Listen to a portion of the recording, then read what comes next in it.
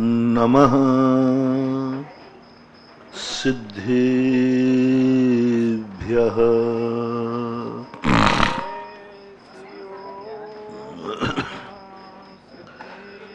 जय श्री ओम नमः सिद्धेभ्यः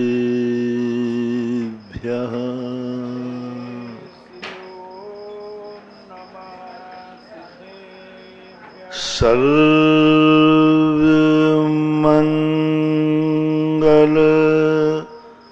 मांगल्यम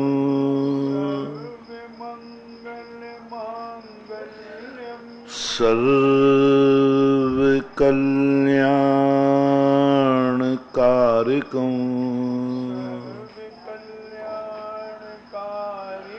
प्रधानं सर्वधर्माणां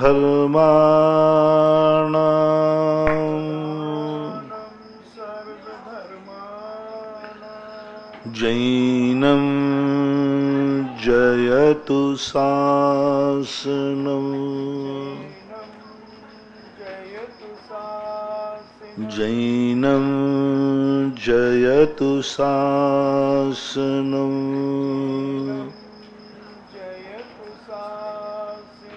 पंच परमेष्टि भगवान की जय हो।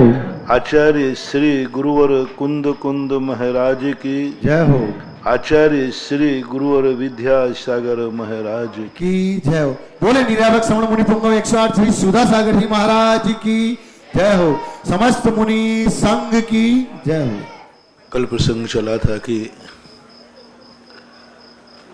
प्रत्येक वस्तु में जो शक्तियां विद्यमान रहती हैं वे ना तो हानिकारक हैं और ना फायदेमंद। वो गेहूं में आटे के समान अस्तित्वमान हैं, उनकी सत्ता है, उनका अस्तित्व है। उन्हीं के माध्यम से ही सारी दुनिया की पर्यायें, उपयोगिताएं, अभिव्यक्तियां होती। अब प्रश्न ये उठता है कि जब सभी में समान शक्ति है, सभी द्रव्यों में, सभी वस्तुओं में, सभी जीवों में अपनी सजाति की अपेक्षा सब में समान शक्तियां हैं, तो फिर ये हीनादिक संसार में क्यों देखा जाता है? जब ये निर्णय है, प्रकृति का अकाट सत्य है, प्रकृति ने सबको बराबर शक्तियां दी हैं, एक अंश भी किसी के पास शक्ति कम नहीं है, अधिक नहीं है, बढ़ा भी नहीं सकता, घटा भी नहीं सकता। ऐसा प्रकृति ने स्वतः ही ऐसा कानून लगा के भेजा कि कोई किसी की शक्ति को छीन नहीं सकता, कोई किसी शक्ति को अभिशप्त नहीं कर सकता, उसमें घटा बढ़ी कर ही नहीं सकता। समझने के लिए जैसे समुद्र होता है, कितना भी पानी आकाश में उड़ जाए, समुद्र को आज तक कोई खाली नहीं कर पाया। कितना ही नदियां समुद्र में पड़ जाए, लेकिन समुद्र कभी भरा हुआ नहीं दिखा। वो एक शाश्वत अविनाशी है। मैं घोगा में गया, घोगा में समुद्र को पूछा, सभी लोग, जितने लोग वहां पुराने थे, सब कहते हैं हम तो हजारों सालों से, सैकड़ों सालों से अपने पूर्वजों से सुनते आए कि प्रतिदिन समुद्र यहां तक आता है तो वहीं तक आता है, ना तो कभी घटा है और ना बढ़ा है, एक बाउंड्री बनी है उस सीमा तक। ऐसे ही अपने आत्मा की शक्तियां हैं, सबकी शक्ति एक बराबर, पूरा, कोई कंबड़ नहीं, चाहे निगोदिया जीव हो, चाहे सिद्ध भगवान हो। फर्क इतना है कि इस शक्ति से हमारा कुछ होने जाने वाला नहीं है। शक्ति सबको बराबर मिल जाती है, लेकिन शक्ति से आनंद नहीं आता, अभिव्यक्ति से आनंद आता है। गेहूं में आटा है, वो सुख देने वाला नहीं है।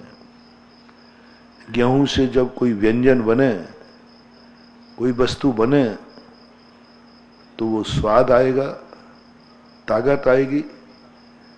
खाली आटा खा लेने से तो पेट में दर्द और हो जाएगा, लेकिन उसी आटे की रोटी बन जाए, व्यंजन बन जाए, तो भूख भी मिटती है, स्वाद भी आता है, निरोगता भी आती है। सारी दुनिया में जो कुछ भी चमत्कार हैं, आटे का नहीं है। आटे से बनाने वाले उस पाक शास्त्री का आटा तो सबके पास होता। आप लोग कहते हैं ना, कई कई लोग रसोइया ऐसे होते हैं जिनके हाथ का भोजन अलग ही ढंग का स्वाद आता है।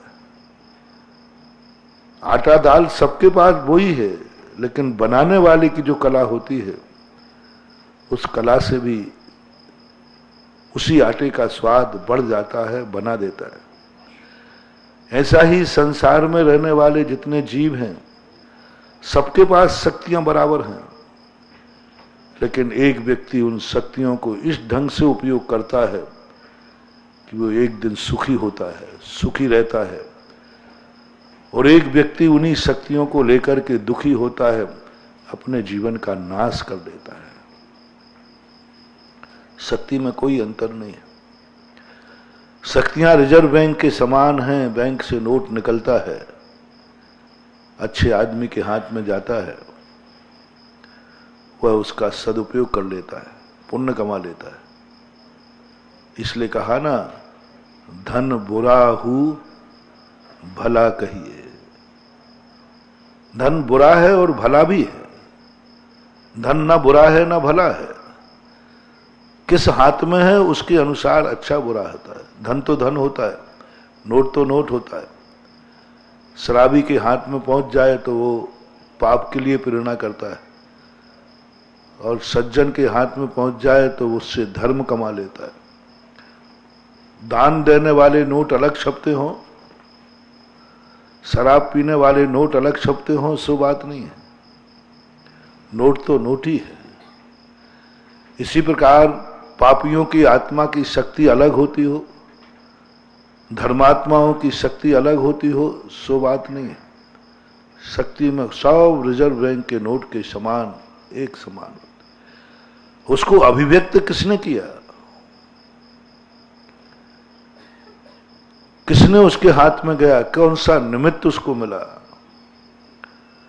तो ये निमित्तों की सारी माया है जो हमारे उपादान को अच्छा बुरा कर सकते हैं। उपादान में तो त्रिकालिक शुद्धता भरी हुई है, त्रिकालिक, शाश्वत, अविनाशी। उसको ना कोई अशुद्ध कर पाया ना कर पाएगा। वो तो एक बूंद है पानी की, निर्मूल भी है और मूल्यवान भी है। स्वाति नक्षत्र की बूंद होती ना, उसकी कोई कीमत नहीं है। जैसी सब पानी की बूंद है, ऐसी वो भी पानी की बूंद है। पानी तो पानी है, लेकिन वो पानी जब आकाश से गिरता है, उसको कौन झेलता है? बस वही सारे दुनिया का चमत्कार वही है। लोग कहते हैं उपादान दृष्टि, द्रव्य दृष्टि। अरे वो तो त्रिकालिक है, उसका कोई मूल्य है ही नहीं। पानी की एक बूंद है, सामान्य बूंद है। कोई बूंद में कोई अलग से प्रोडक्शन होता हो आकाश में पानी का? नहीं। जैसे सब पानी बनता है, ऐसे ही वो बनता है।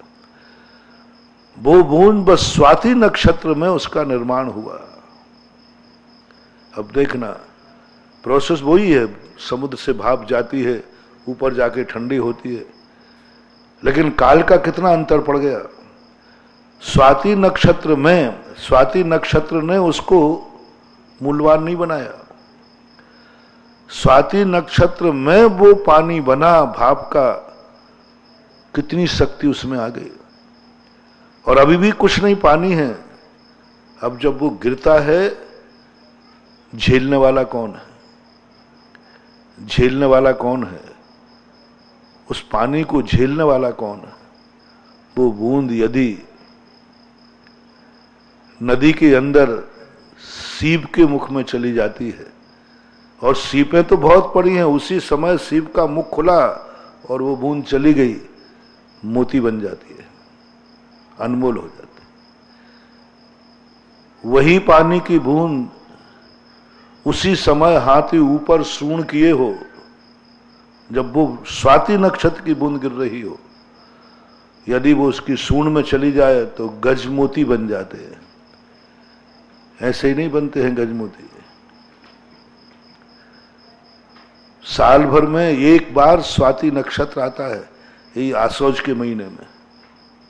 आसौज ही चल रहा है ना, आसौज के महीने में ही बात, साल भर में और कभी वो नक्षत्र नहीं आता। स्वाति नक्षत्र तो बहुत हर महीने आता है, लेकिन जो इस कुंवार के महीने का पड़ता है, इस समय पानी बरसे और उसी समय हाथी के ऊपर मुख हो और वो सूंड में जाए तो गजमोती बनते हैं, बहुत दुर्लभ। वो तुम लोग पढ़ते हो ना, शैले शैले न माणिक्यम मुक्तिकम न गजे गजे साधवाह नहीं लोकेशु चंदनम न बने बने। उस समय की, और यदि वो बूंद चली जाती है तो उसके गंड स्थल में या माथे पर मोतियां बनना चालू हो जाते हैं। यदि उसी समय, जिसको अपन सूकर कहते हैं, गंदा कहते हैं, और जिस समय वो स्वाति नक्षत्र की बूंद सूकर की नासिका में चली जाए तो सूकर मुक्ता बन जाती है। आचार्य महाराज ने मूक माटी के अंदर ये सारी चीजों का वर्णन किया, बहुत अच्छा वर्णन किया, कि एक पानी की बूंद जिसका कोई मूल्य नहीं था, लेकिन कितना मूल्य बना। और यदि वो बांस होता ना, बांस की जड़ में चली जाए तो बांस की जड़ में ही वो मोती बन जाते, वंश मुक्ता कहलाते।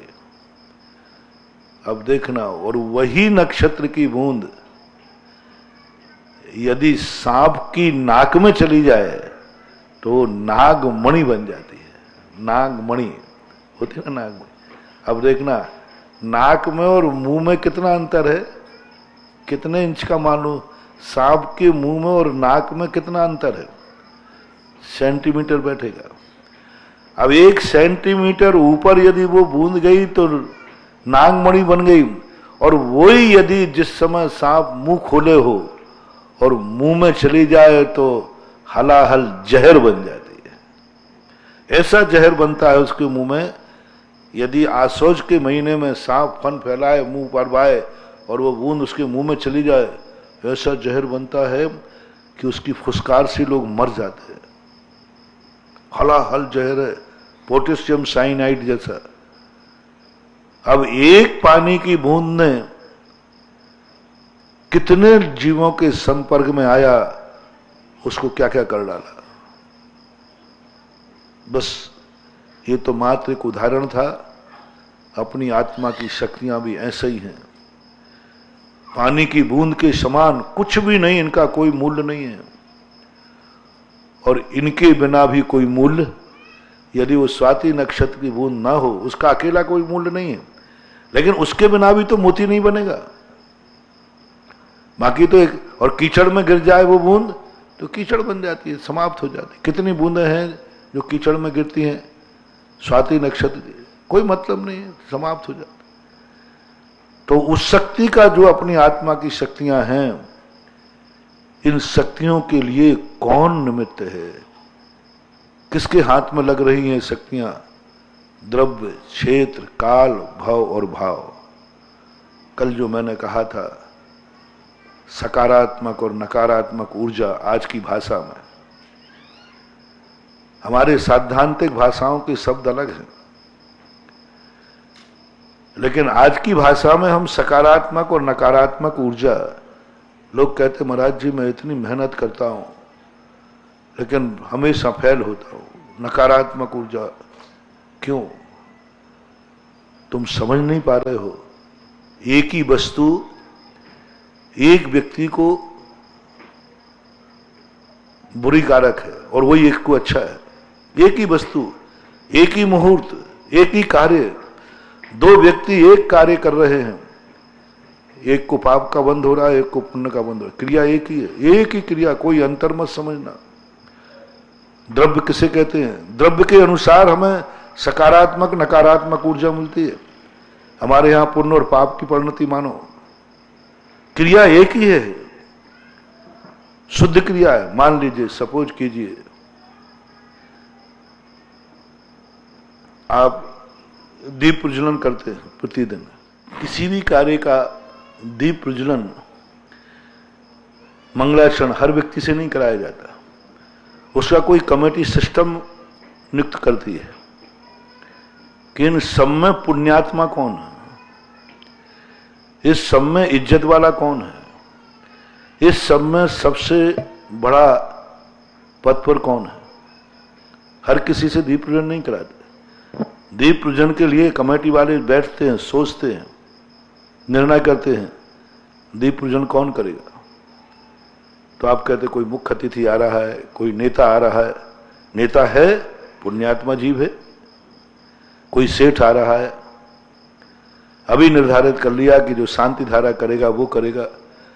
यानी आपने दीप प्रज्वलन के लिए कुछ अहमियत तो दी है। दीप प्रज्वलन करना कोई एक महत्वपूर्ण घटना तो है, कोई विशेष लाभ की चीज है, तभी तो सबको नहीं करने दिया। निर्धारित किया नहीं फलाना व्यक्ति करेगा। बहुत बड़ी चीज है, साधारण चीज नहीं। 1000 लोगों के बीच में एक व्यक्ति दीप प्रज्वलन कर रहा है, यानी वो क्रिया कितनी महत्वपूर्ण है, कितनी महत्वपूर्ण। माचिस की काड़ी जलाना नहीं है, ये अंधेरे को दूर करने वाला दीपक नहीं है। जैसे तुम लाइट जला दो, लाइट तो कोई भी जला देता है। आपके घर में शाम को अंधेरा होते ही दादा, ए छोकरे वो लाइट जला देना, ऐसे होता है ना। छोकरे कोई से नौकर से कह दोगे वो लाइट जला देना, और जब दीप प्रज्वलन की बारी आए तो क्यों दादाजी ने कहा छोकरे दीप प्रज्वलन करना। उसमें कौन आगे आएगा? घर का बुजुर्ग। दीप प्रज्वलन है ना, धार्मिक कार्य, किसी कार्यक्रम, मंगलाचरण है ना। लाइट अंधेरे को दूर करने वाली जो दैनिक लाइट है वो कोई भी जला दे। 90% नौकर छोटे बच्चे जलाते हैं। लेकिन जब किसी कार्य का दीप प्रज्वलन होता है तो घर के सदस्य भी पीछे हट जाते हैं। हिम्मत नहीं होती वो छोकरे की, बोले दादाजी को आगे करो, दादाजी को।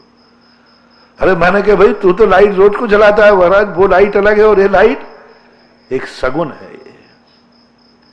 इसके लिए हर व्यक्ति छूने की हिम्मत नहीं करता, बच्चा पीछे हट जाता, समझ जाता, दादाजी को लाओ। यहां भी तुम्हारे अंदर प्रिपरेशन करते, बहुत एनर्जी, पावरफुल एनर्जी।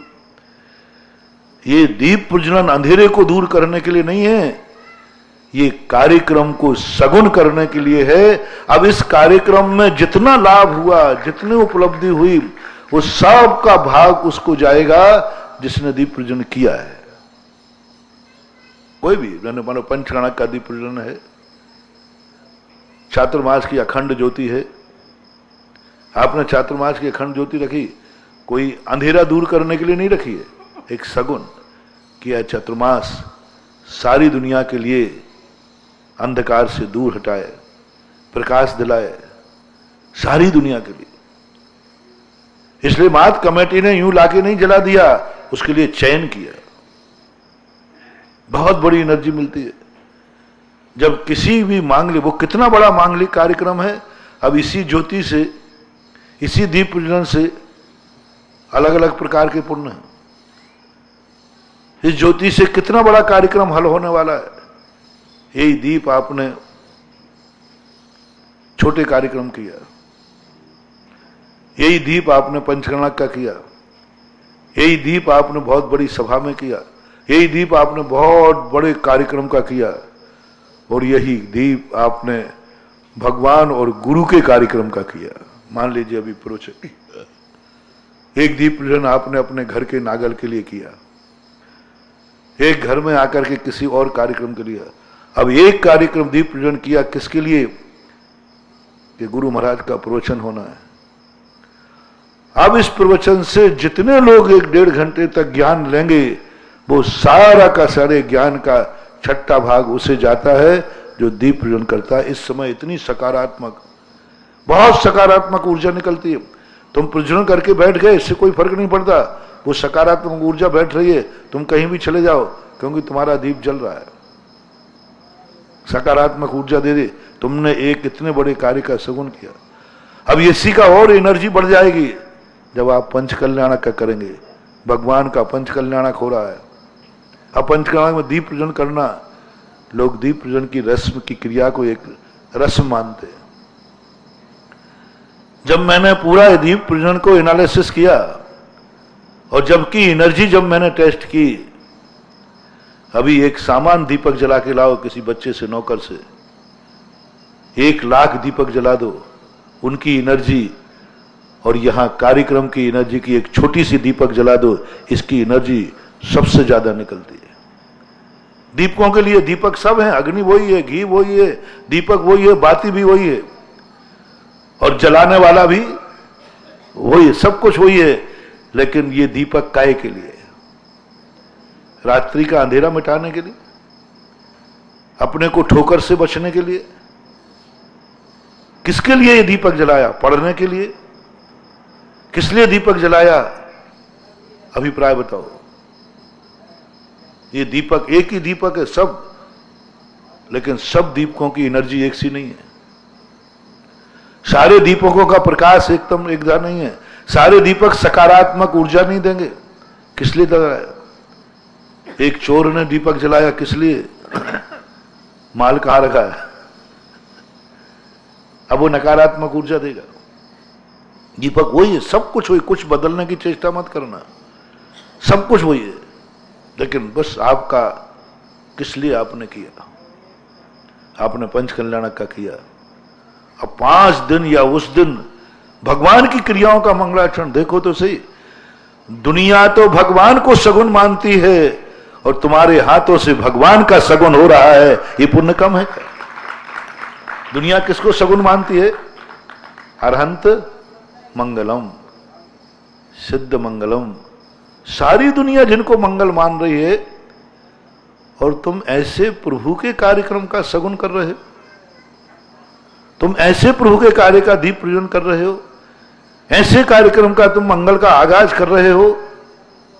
बंधुओं सावधान, बहुत बहुत एनर्जी, बहुत सकारात्मक ऊर्जा। जितना बड़ा कार्यक्रम का लक्ष्य होगा वह तुम्हारी जिंदगी में उतना ही प्रकाश देगा।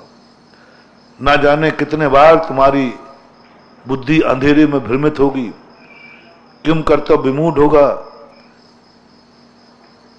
यदि तुमने कभी किसी प्रभु के कार्यक्रम का दीप प्रज्वलन किया हो तो आपको उस अंधेरे में भी रास्ता मिलेगा,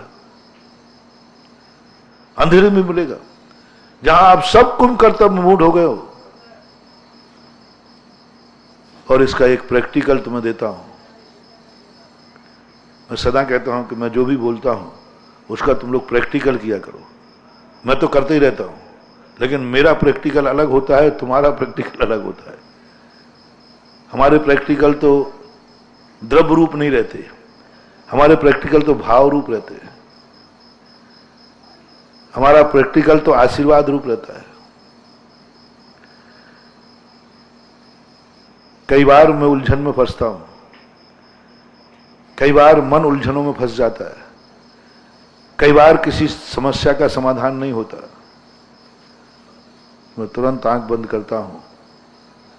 यदि कभी मैंने किसी अच्छे कार्य का किसी को आशीर्वाद दिया है, ये आशीर्वाद देने में देखो मेरी इनकम कितनी है, ऐसे फोकट में नहीं, तुम्हारे बाप का नौकर नहीं हो जो यहां से हाथ उठाता रहता हूं। मैं भी बनिया हूं, बनियों का खाता हूं, तो खोपड़ी मेरे पास भी है। तुम समझते हो महाराज जी ये सबको आशीर्वाद देते रहते हैं, ये बेटा साधु बहुत आगे की खोपड़ी होता है, बहुत आगे। वो कोई भी क्रिया ऐसी नहीं करता जिसका लाभ पर को ही हो, क्योंकि जैन दर्शन में जैन साधु के लिए स्पष्ट आदेश दिया, तुम्हारी हर क्रिया स्वयं और पर उपकारी होना चाहिए।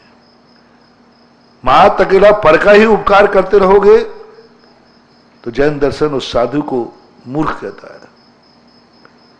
ठीक है, पर का उपकार होना चाहिए, लेकिन इस क्रिया में तुम्हें भी खुद को लाभ है कि नहीं? अपना लाभ तो देखो कम से कम। तो जितनी भी क्रियाएं हम लोग परोपकारी करते हैं, जब इसका मैंने ध्यान किया, जिनवाणी को पढ़ा, तो हमें हर क्रिया में स्वउपकार और परोपकार दिखा। ये प्रवचन मेरे पर के लिए नहीं, उमा स्वामी ने तो स्पष्ट लिख दिया, उपदेश भी स्वाध्याय है। अभी बताता हूं, अभी एक आशीर्वाद की बात कह रहा था।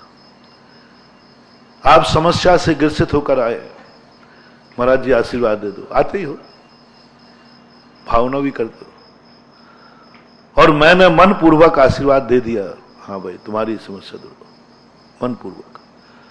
अब ये आशीर्वाद से हमें इतनी सकारात्मक ऊर्जा मिली, इतनी सकारात्मक ऊर्जा मिली कि हम करोड़ों मालाएं फेरते तो भी वो सकारात्मक ऊर्जा नहीं मिलती।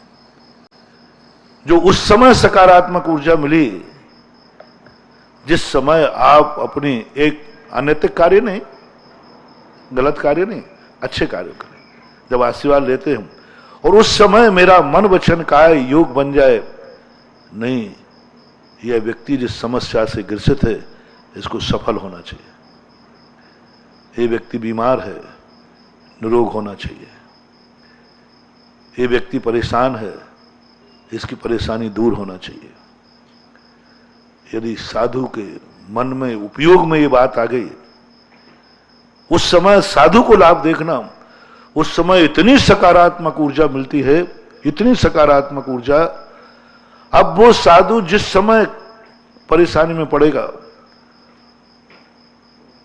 यदि स्मरण में नहीं आया तो 50% फल मिलेगा, तुरंत कोई रास्ता मिल जाएगा कि तुमने एक व्यक्ति की समस्या की भावना भाई थी, एक व्यक्ति की समस्या के समाधान के लिए आपने हाथ उठाया था, एक व्यक्ति की समस्या को आपने सुन ली थी, एक व्यक्ति की समस्या को देख करके आपने अपनी दृष्टि उठा करके उसको देख लिया था, आंख उठा के देख लिया था।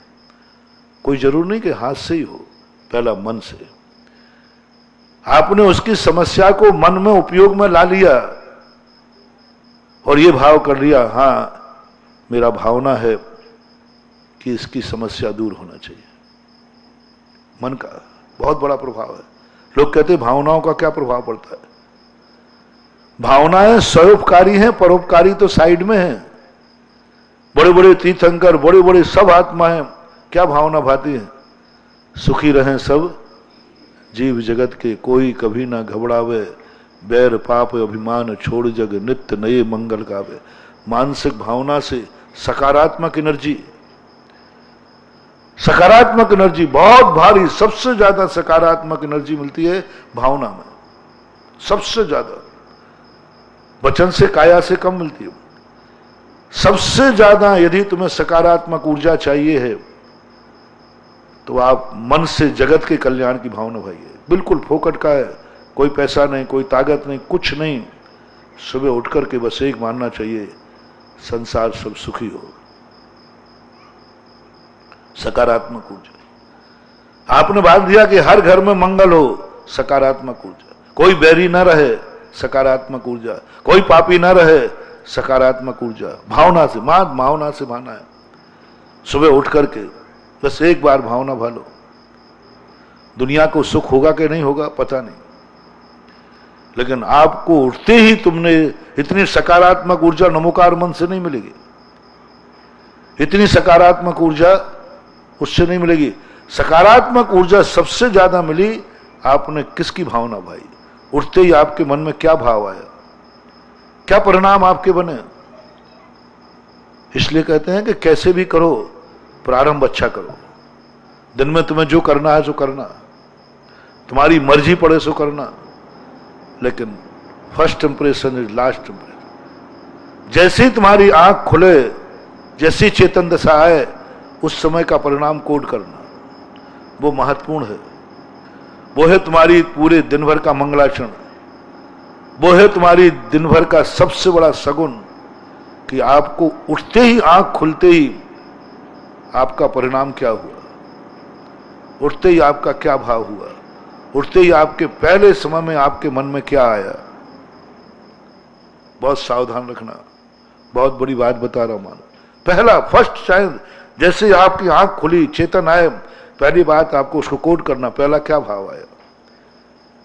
इसलिए हमेशा हर नीतिकार ने ये कहा, जैसे ही तुम्हारी आंख खुले चेतन, तुम्हारे मुख से, तुम्हारे मन में कोई अच्छे आदमी का अच्छी शक्ल आंखों में देखने में आवे, अच्छे व्यक्ति का नाम मन में आवे, अच्छा विचार, पहला 1 मिनट की बात कर रहा हूं, बस 1 मिनट के बाद फिर तुम्हें फ्री करता हूं, फिर जो करना हो तो करना, बस 1 मिनट आप, पहला मिनट आप कंट्रोल कर लीजिए। नहीं कर पाए तो पहला सेकंड कंट्रोल कर लीजिए। 1 सेकंड को आप कोड करिए कि मेरे मन में क्या विचार आया, अच्छे व्यक्ति का नाम आया कि बुरे व्यक्ति का, किसका स्मरण आया। तुरंत उठते ही, सबसे पहले तुरंत उठते ही बाथरूम की तरफ मत दौड़ो, तुरंत उठते ही फ्रेश होने मत दौड़ो, 1 मिनट रुको और पुरुषार्थ करो, भावना करो, एक साधना करो कि हे भगवान, मैं और कुछ अच्छा कर पाऊं या ना कर पाऊं, मेरे जीवन में और अच्छा हो पाए या नहीं हो पाए, लेकिन जब मैं सुबह उठूं बस पहला 1 मिनट मेरा मन पावन कर देना, बाकी मैं अपना आप देखूंगा। बस 1 मिनट के लिए 24 घंटे तुम्हारे हाथ में देता हूं मैं, कुछ भी डिस्टर्ब नहीं, बस पहला मिनट मन को पावन रखना, बहुत पवित्र रखना। ब्रह्म मुहूर्त कहलाता है इसको। इस ब्रह्म मुहूर्त में पूरे 24 घंटे के किसी भी मुहूर्त को ब्रह्म मुहूर्त नहीं कहा। ब्रह्म मुहूर्त का अर्थ क्या होता है? पवित्र मुहूर्त, पावन मुहूर्त। बस उस मुहूर्त को 24 घंटे में कितने मुहूर्त होते? 60 मुहूर्त का एक 24 घंटे होते। 60, 30 का रात, 30 का दिन, 60 मुहूर्त हो गए। हाँ, 60 घड़ी, 60 घड़ी 30 मुहूर्त, 60 घड़ी हो जाती, 24 मिनट की एक घड़ी होती है। अब आप देखें, इनमें हम 24 घंटे, 60 घड़ियों में से 59 घड़ियों को तुम्हें छूट दे रहा हूं। जो पहर होते हैं, 8 पहर होते हैं, 7 पहर तुम्हारी मौज मस्ती के लिए दे रहा हूं। तुम्हें जो तुम्हारी मर्जी पड़े सो करना। एक पहर, पहला मुहूर्त, पहली घड़ी, ये ब्रह्म मुहूर्त कहलाता है। इस समय यदि तुम्हारा 24 घंटे रात भर तुम्हारे कोई भी परिणाम चले हो, कोई फर्क नहीं पड़ता है। लेकिन ब्रह्म मुहूर्त में यदि आपका परिणाम नेगेटिव हुआ, उस मुहूर्त में आपका परिणाम गंदा हुआ, उस मुहूर्त में आपने गंदा कार्य किया, उस मुहूर्त में आपके मन में बुरा भाव आया, उस मुहूर्त में आपके मुंह से बुरा शब्द निकला, उस मुहूर्त में आपके काया के द्वारा कुछ बुरा हो गया, जाओ तुम्हारी जिंदगी का बहुत बड़ा नुकसान हो गया, बहुत बड़ा नुकसान हो गया। बहुत बड़ी नकारात्मक ऊर्जा आपने ले ली, आपको कहीं ना कहीं किसी ना किसी रूप में ठोकर लगेगी और निधत्त निकाचित कर्मों का बंध होगा। हमारी शास्त्रीय भाषा ये देखती है कि तुमने ये पाप किस समय किया। मैंने कहा ना, पाप की मैं कोई गणना नहीं कर रहा हूं, मैं ये कह रहा हूं ये पाप तुमने कब किया। 24 घंटे में वो समय कौन सा था? ब्रह्म मुहूर्त। बस हजारों साल तक भी कोई व्यक्ति यदि पाप करता है, उसके पाप का नकारात्मक ऊर्जा एक तरफ रख दो, और जो ब्रह्म मुहूर्त में पाप करता है उसकी नकारात्मक ऊर्जा उस हजारों साल से भी ज्यादा विनाशक होगी, नाश करने वाली होगी। इसलिए सबसे पहले हमारे यहां देखा ब्रह्म मुहूर्त को सब साधु संत, सब त्यागी वृत्ति, सब धर्मात्मा ब्रह्म मुहूर्त में धर्म ध्यान करते। पूरे भारतीय संप्रदाय, जितने भी भारत के संप्रदाय हैं, हर संप्रदाय में ब्रह्म मुहूर्त में उठने की बात कही। सोने की भी संबंध में यही है, आगे पीछे सो जाना, 24 घंटे सोते रहना, ब्रह्म मुहूर्त में मत सोना। सबसे ज्यादा दर्शनावर्णी कर्म का बंध होता है, सबसे ज्यादा नकारात्मक ऊर्जा आंखों को मिलती है जो ब्रह्म मुहूर्त में सोता है।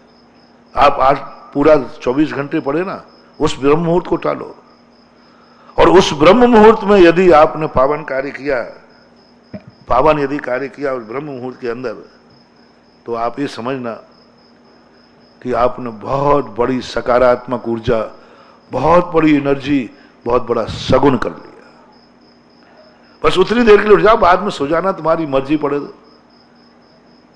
उतनी देर के लिए उठ जाओ, वो एक पहली घड़ी है और उसका नाम ब्रह्म मुहूर्त है।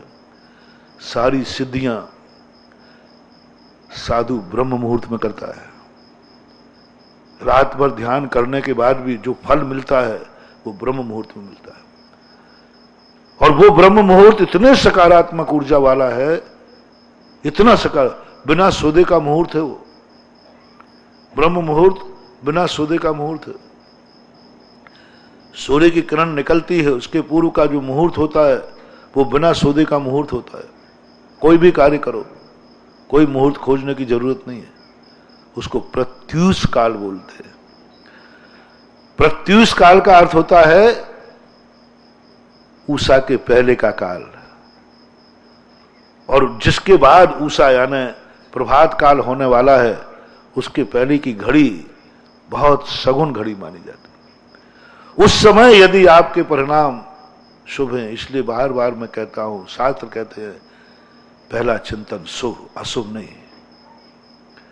पहला शब्द निकालो कोई मुंह से, सुनो जय जिनेन्द्र, नमो रिहंताणम, ओम नमः सिद्धेभ्या, कुछ भी बैठा लो। जैसे ही आप बिस्तर से उठो तुरंत ओम। कितनी देर लगी? और है ओम नमः सिद्धेभ्या, और समय है नमो रिहंताणम, जय जिनेन्द्र, और समय है 9 बार नमोकार मंत्र पढ़ लो, और समय है पूरी माला फेर लो। हजारों लाखों मालाओं से श्रेष्ठ है उठते ही तुमने क्या किया। दिन भर में हजारों कायस्वर कर लेना, और ब्रह्म मुहूर्त का उठते ही एक कायस्वर तुम्हारे 24 घंटे का सगुन बन जाएगा। मंगलाचरण की बात कर रहा हूं।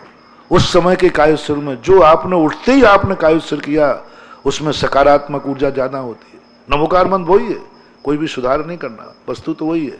लेकिन वो तो अपने कब फेरा, आपने उठते ही सबसे पहले आपने 9 बार नमोकार मंत्र पढ़ा, ये सकारात्मक, ये सगुन है। दिन भर की कायस्वर अलग, पहले उठते ही आपने माला फेरी नमोकार मंत्र की। ये माला लाखों करोड़ों मालाओं से भी ज्यादा पावरफुल और शक्तिशाली है, क्योंकि आपने उठते ही पहले क्या किया। भरत चक्रवर्ती के संबंध में आता है कि भरत चक्रवर्ती प्रतिमाधारी नहीं था, तीनों संध्याओं में सामायिक नहीं करता था, दोपहर में नहीं, शाम को नहीं, लेकिन ब्रह्म मुहूर्त में सदा ध्यान में बैठता था। अब देखना कितना बड़ा आदमी की ताकत कहां से आती है, उसके सगुन कहां से होता है। कितनी बड़ी चीज दे रहा हूं, बड़े आदमियों के लिए भी छोटे। ब्रह्म मुहूर्त के अंदर वो ध्यान में बैठता और सारी शक्तियों को वो अर्जित करता। बस एक ही बात ध्यान करता था, कभी 24 घंटे में कभी नहीं करता, और वहां जाकर के वो ऐसी शक्तियों को अर्जित कर लेता था, सकारात्मक ऊर्जा, कि वह उसका पूरा दिन, पूरी जिंदगी, बस उसने कभी अपनी जिंदगी में जब से होश संभाला ब्रह्म मुहूर्त में अच्छा कार्य के बिना नहीं रहा। कितना बड़ा आदमी, कितना कार्य था उसको, 6 खंड का अधिपति था, कितने लोगों से मिलता जुलता था, परिवार कितना था, 96,000 रानियां, 96,000 पोता पोती बेटे, कितना सब कुछ उनका। 3.5 करोड़ बंधु बांधव थे सब मिला करके। अब आप इससे अंदाज लगा लें कि आपका कितना सा परिवार है, फिर भी आपके चेहरे पर सदा 12 बजते रहते हैं। छोटे छोटे परिवार हैं आज, उसके बावजूद भी 24 घंटे टेंशन टेंशन, कोई ना कोई टेंशन। वो कितना टेंशन में रहता होगा, लेकिन नहीं, वो कहता टेंशन तो सब होगा, करूंगा, लेकिन ब्रह्म मुहूर्त में नहीं। ब्रह्म मुहूर्त में राजनीति की चिंता नहीं, ब्रह्म मुहूर्त में परिवार की चिंता नहीं, ब्रह्म मुहूर्त में संसार के विषय भोगों की चिंता नहीं। ब्रह्म मुहूर्त में मात्र वो एक ही सबसे बड़ा गुण मैंने देखा, भरतेश वैभव को भी पढ़ा और उज्ज्वल जिनसेन स्वामी के महापुराण को भी पढ़ा। 24 घंटे में उसकी किसी भी एक्टिविटी की ज्यादा चर्चा नहीं की। सबसे बड़ी चर्चा की भरत चक्रवर्ती सबसे बड़ा कुशल था, बहुत बड़ा ज्ञाता था एनर्जी का।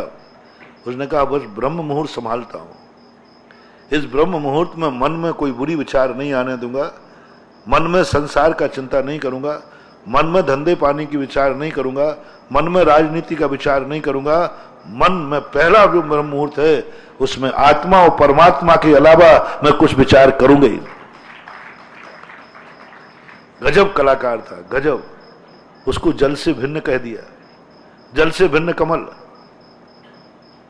कादे में है मन, ऐसी वर्णन किया। अकेला इतना, मैं ब्रह्म मुहूर्त नहीं बिगड़ने दूंगा, और जो 24 घंटे बिगड़े तो बिगड़ जाएं, लेकिन ब्रह्म मुहूर्त में आत्मा और परमात्मा दो के अलावा कोई तीसरा व्यक्ति उसकी जिंदगी में कभी नहीं आया। एक मुहूर्त मात्र के लिए इतना सा कर लिया, कितनी बड़ी कमाई, कितनी बड़ी कमाई। 24 घंटे 30 मुहूर्त में से एक ही मुहूर्त तो दे रहा है, 60 घड़ी में से एक ही घड़ी तो दे रहा है। बस उतनी देर के लिए तो कंट्रोल करना है मन को, कुछ भी नहीं, बस ध्यान में बैठ जाता था, कुछ नहीं, आत्मा परमात्मा के चिंतन। बंधुओं, आप लोगों पे मुझे कोई ये शक नहीं हो रहा है कि आप नवोकार मंत्र नहीं जानते, ये शक नहीं हो रहा है कि आप धर्मात्मा नहीं हैं। मैं ये नहीं कह रहा हूं कि आप अधर्मी हैं, मैं ये कह रहा हूं जितना धर्म कर रहे हो उतना पुण्य नहीं मिल रहा है, जितना व्यापार कर रहे हो उतना इनकम नहीं हो रहा है, जितनी मजदूरी कर रहे हो उतनी मजदूरी मिल नहीं रही, ये कहना चाह रहा हूं। धर्म तो तुम खूब कर रहे हो, कोई शक नहीं है इसमें, मैं क्यों कहूं कि तुम अधर्मी हो, लेकिन जितना तुम्हें धर्म से मिलना चाहिए था वो नहीं हो रहा। मात्र इतनी कमी है कि तुम्हारा सगुन बिगड़ रहा है। आज सब कुछ होकर के भी दुनिया में शांति नहीं है। पैसा है, धन है, दौलत है, मन कसायों से भरा है, मन राग द्वेषों से भरा है, खूब पैसा है, कोई कमी नहीं।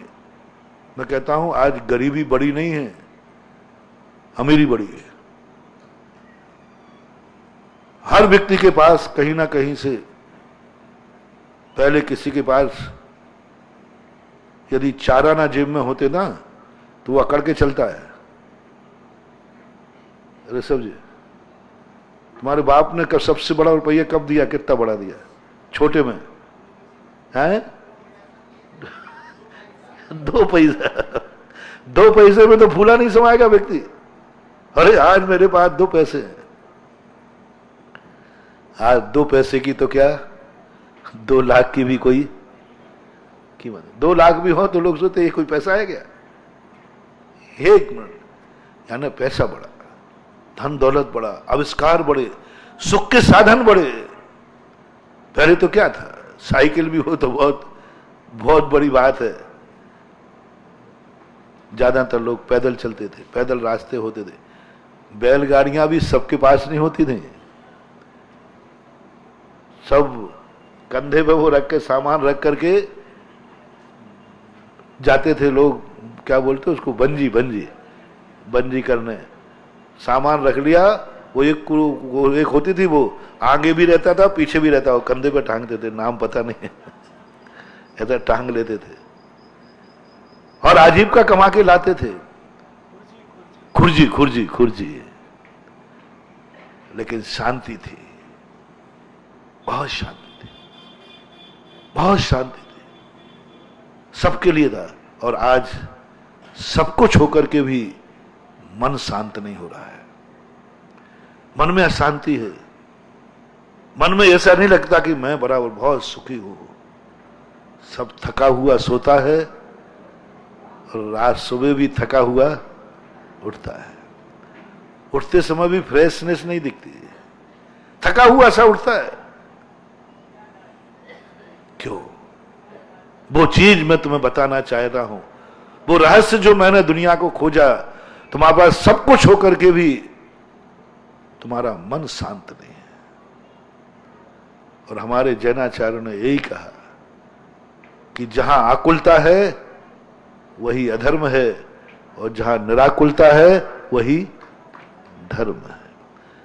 आत्म को हित है सुख सो सुख, आकुलता बिन कहिए, आकुलता शिव माही न ताते, शिव माग लाग्यो चाहिए। ये पंक्ति पंडित जी साहब की बड़ी प्यारी लगती है। कितना सारांश दे दिया उन्होंने। अपने छेडाला में कोई ज्यादा प्रपंचों की चर्चा नहीं की। छेडाला को हमारे आचार्य पूज्य महाराज कहते हैं ये बहुत बड़ी निधि है। उन्होंने सब कुछ कह दिया, मतलब कुछ नहीं कहते हुए भी उन्होंने कह दिया आप क्या धर्म है, क्या धर्म है। बोले मैं कुछ नहीं जानता। आत्म को हित है सुख सो सुख, आकुलता बिन कहिए।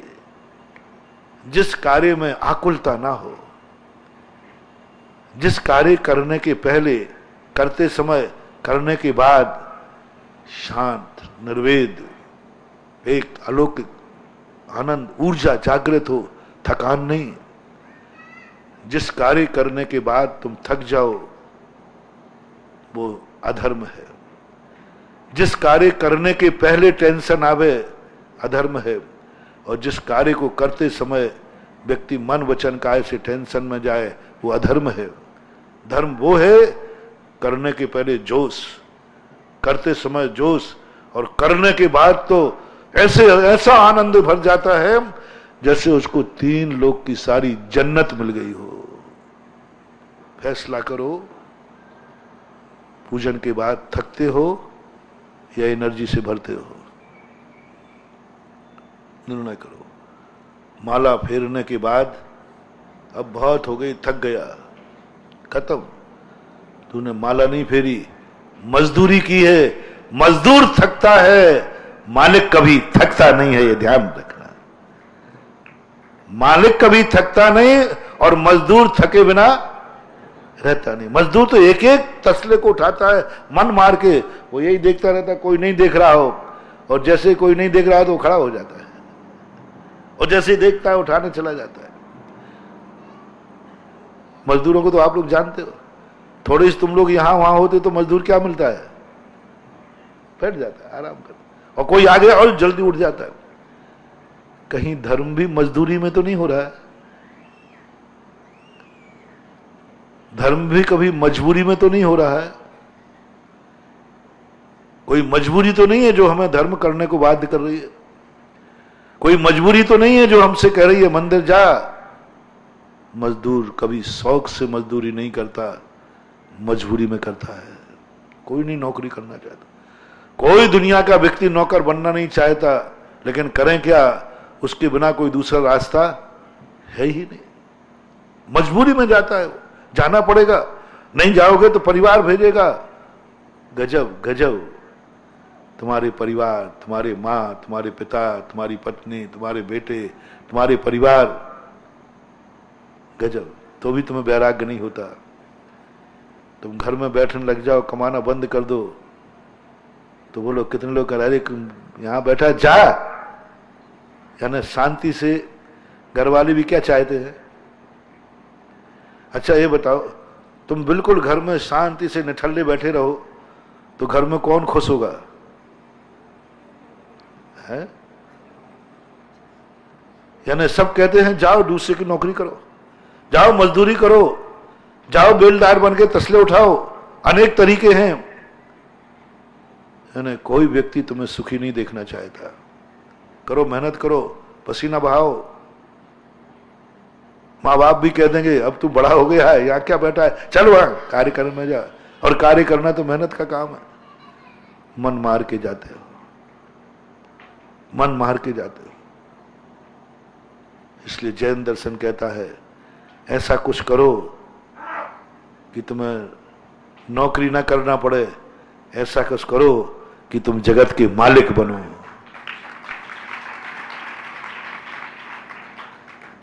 तुम्हें दुनिया नहीं तुम दुनिया को मत कमाओ, दुनिया तुम्हारे लिए कमाएगी। मालिक कौन है? जिसके लिए दुनिया कमाती है उसका नाम मालिक है। दुनिया कमाती। मजदूर कौन है?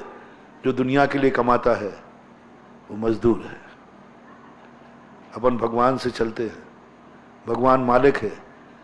सारी दुनिया अच्छे लोग भगवान के लिए कमा रहे हैं, भगवान किसी के लिए नहीं कमाता। मंदिर भगवान का बनना है तो भगवान खुद अपना मंदिर बनाने के लिए कमा रहे हैं कि भक्त कमा रहे हैं? जल्दी बोलो।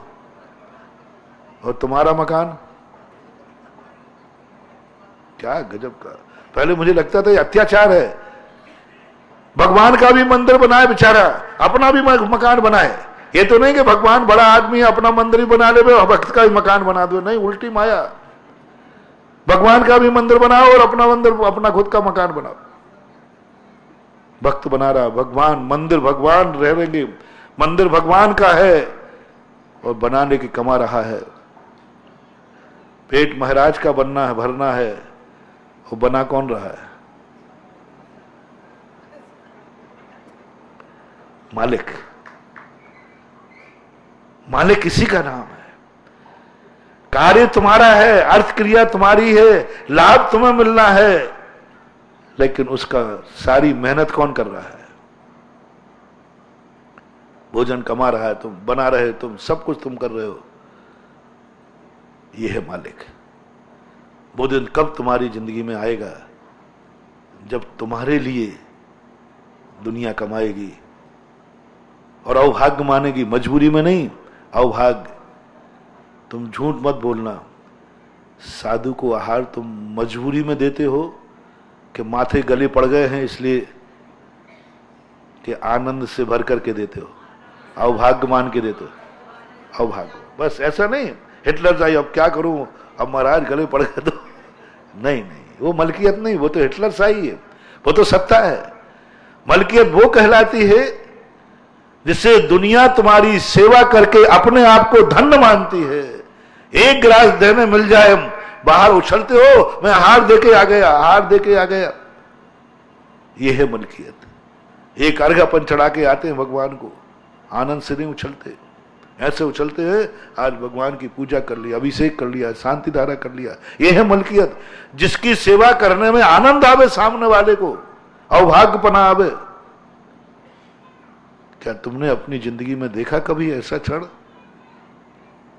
कि हमारी आवश्यकताओं की पूर्ति जो कर रहा है वो आनंद से भर रहा है? मरने के पहले सबसे पहला एक ही बात है, जैनागम ने कहा भगवान मर करके, भगवान बन करके मरना। क्यों भगवान क्यों बनना? एक दृष्टि से क्योंकि सारी दुनिया आपको कुछ नहीं करना, कुछ भी नहीं करना, आपका सब कुछ कार्य भक्त करेगा और वो भी मजबूरी में नहीं करेगा, अवभाग्य मान के करेगा। बस उसी का नाम भगवान है। भगवान के सब कार्य जीवित में भी जब भगवान रहते हैं उनके सारे कार्य कौन करते हैं? देवता। कुछ भी नहीं करते। दुनिया में सबसे ज्यादा कोई काम नहीं करने वाला है भगवान। देख लो, जन्म से देख लो, गर्भ से देख लो, सारे कार्य देवता कर रहे हैं। भोजन की व्यवस्था देवता कर रहे हैं, कुछ भी तो नहीं करते वो, लेकिन वे देवता।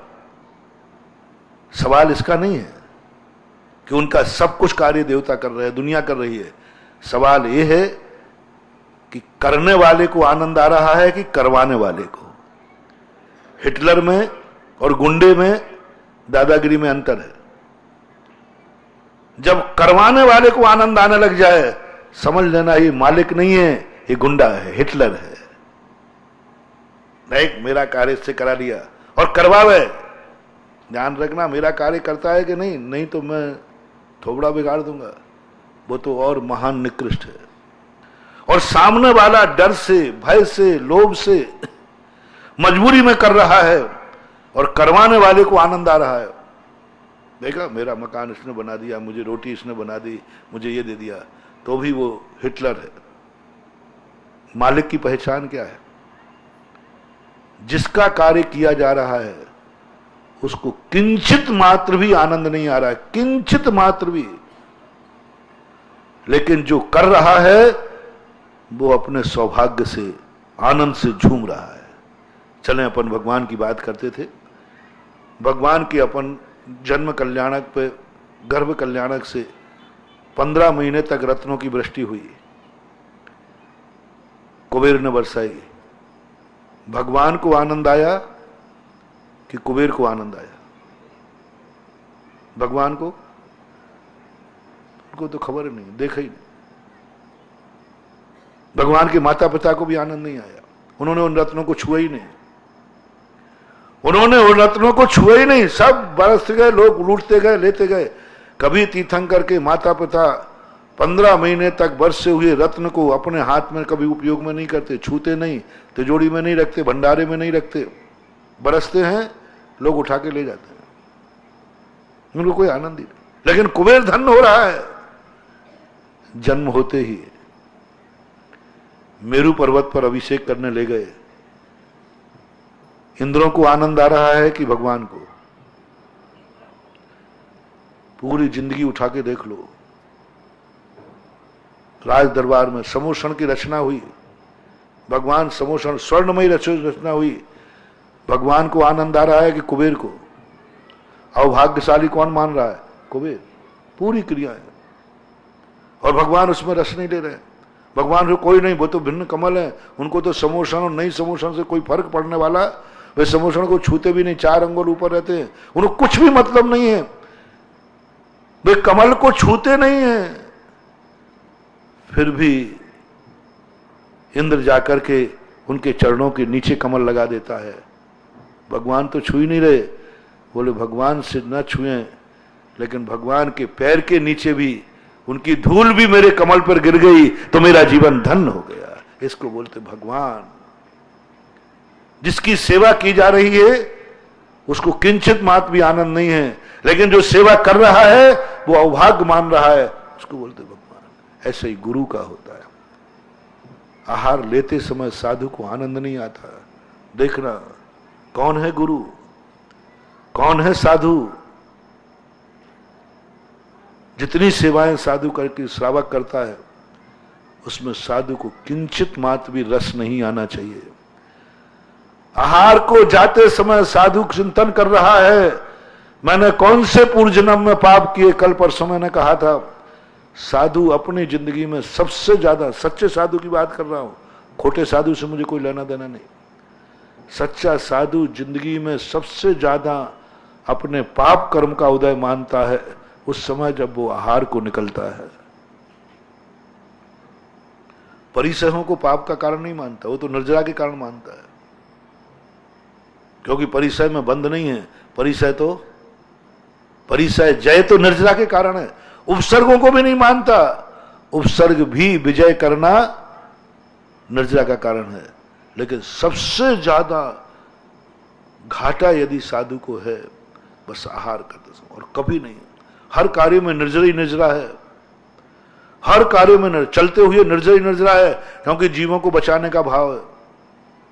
उस समय भी निर्जरा ही निर्जरा, सबसे ज्यादा निर्जरा होती है उस समय। पुण्य का बंध होता है उस समय, क्योंकि जीवों को बचाने का भाव है। प्रवचन दे रहा है, निर्जरा ही निर्जरा है। स्वाध्याय चल रहा है, पर का कल्याण हो रहा है, तो घाटे का सौदा नहीं है। आदान निक्षेपण समिति, उच्चार प्रश्न समिति, सब कार्यों में कहीं कोई गड़बड़ी नहीं है। लेकिन जब आहार की इच्छा होती है, शोधन करने में निर्जरा है, आहार की जब इच्छा होती है तब साधु सोचता है मेरे सबसे ज्यादा पाप कर्म का उदय है जो मुझे आहार लेना पड़ रहा है। हर सच्चे साधु के मन में, यदि सच्चे साधु से भगवान आके कहें बेटा मांग ले क्या मांगना है, मांग ले क्या मांगना है, तो वो 64 रिद्धियां नहीं मांगेगा, केवल ज्ञान भी नहीं मांगेगा, मोक्ष भी नहीं मांगेगा। सच्चे साधु की बात कर रहा हूं। एक वरदान मांगना है तो भगवान मुझे मोक्ष दे दो, नहीं। वो भगवान का इतना बड़ा वरदान एक छोटी सी चीज नहीं मांगा। मोक्ष एक छोटी सी चीज है, मोक्ष छोटी सी चीज है, वो तो हम ही खुद प्राप्त कर लेंगे। मन वचन काय का अनुरोध करेंगे, शुद्ध उपयोग में लीन हो जाएगा। वो तो क्या बाएं हाथ का खेल है, कौन सी बड़ी बात है। वो तो अपने हाथ में। बहुत बड़ी बात कह रहा हूं बंधुओं, समझने का प्रयास करना। यदि भगवान कभी कोई वरदान देने आए तो सम्यक दृष्टि सच्चा साधु मोक्ष नहीं मांगेगा, क्योंकि उसके लिए मोक्ष ज्यादा कठिन नहीं है। मोक्ष तो प्राप्त कर लेगा।